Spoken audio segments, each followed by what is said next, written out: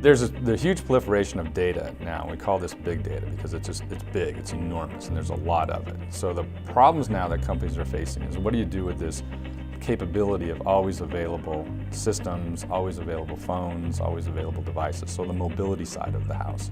So now you have executives that are sitting there with their untethered machine saying, hey, I can get access to all this data. And all of a sudden there's all this unstructured data on the outside world too. So the social media events, the web data. So companies now are saying, hey, if I get an advantage of knowing what's happening outside in the social media world, and my customers now have these mobile devices that are always on, always available, they're sending all this information back to us, we're collecting it. And now these companies have this huge data problem. So what do we do about it? What we do now is we're wrapping around these enterprise data warehouses that have near real-time, in-memory capabilities.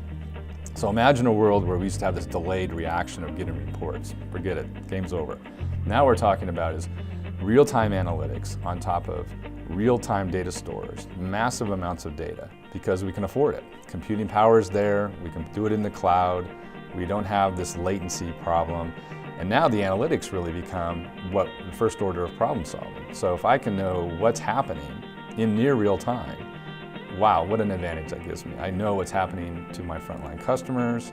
I know what's happening my internal customers, that is. I know what's happening with my customers that are driving revenue, maybe the problem set customers that are actually driving costs because they're calling me for needs. So I can start running those two curves, the revenue curve and the cost curve, in favorable directions in near real time.